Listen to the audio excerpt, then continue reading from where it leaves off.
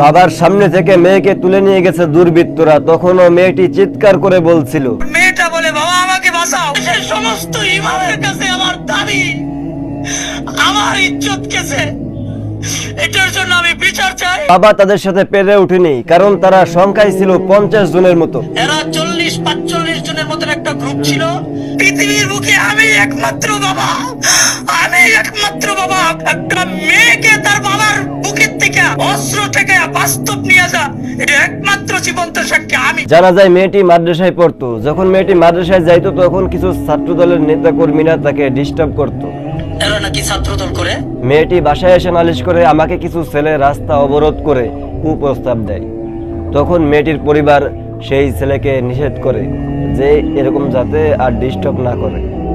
তখন ছেলে এক পর্যায়ে হুমকি দেয় যে তোমার মেয়েকে আমি তোমার বাসা থেকে অপহরণ করে নিয়ে আসব। যেমন কথা তেমনই কাজ। আমার কি বলছে, মেয়ে দিবেন না। আমি বলছি না ভাই, আমি মেয়ে দিব না। কি করতে হইব? যে মেয়ে, আমাদের মেয়ে আমরা নিয়ে যাবো। কেমনি নিয়ে যাবেন?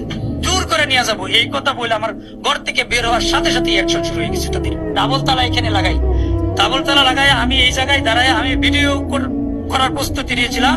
এখানে ছেলের বাপ সুরুজ দাঁড়ায়া বলতেছে খাঙ্কির ভিতরে গুলি কর।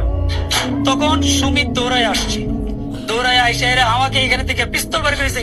কাঙ্কির ভিডিও করস। আমার রুমের 2টা দরজা, আমি এই দরজার ভিতরে যখন হেফাজত করতে চাই তখন তারা বাহির থেকে শাবল দিয়া, পাড়ায়া, সেনা, হাতুড়ি, আমার যা লাগে আমি দেখি নাই কি দিয়া এইগুলিটা করছি। সর্বশেষ এই চিত্র দিয়া আমাকে পিস্তল ছেড়ে গুলি করে তোরে মেরে ফেলামু। আমার জীবন, আমার স্ত্রী, আমার শ্বশুর, তারা আমাকে জড়ায় ধরে নিয়ে গেছে। তারপরে এক পর্যায়ে এখানে লাঠি দিয়ে এই দরজাটা খুলে আমার মেয়ে এসে জড়ায় আমার পাঞ্জাটা ধরছে। বাবা আমাকে হেফাজত করো। আবিদ আর সুমিত, আবিদে আমার গলার এই জায়গায় পিস্তল ঠেকা নালে গুলি করে মেরে ফেলাবো।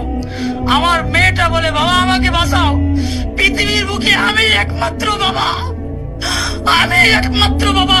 কিন্তু প্রশাসন চাপ দেয় এবং আমাদের এমপি মহোদয় পর্যন্ত, উপজেলা নির্বাহী অফিসার এবং থানায় একাধিকবার ফোন দিছে এই সন্ত্রাসীদেরকে ধরার জন্য।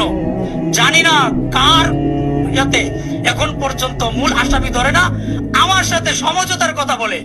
আমি জানি না আমার মেয়ে বাচ্চা আছে কিনা ভাই।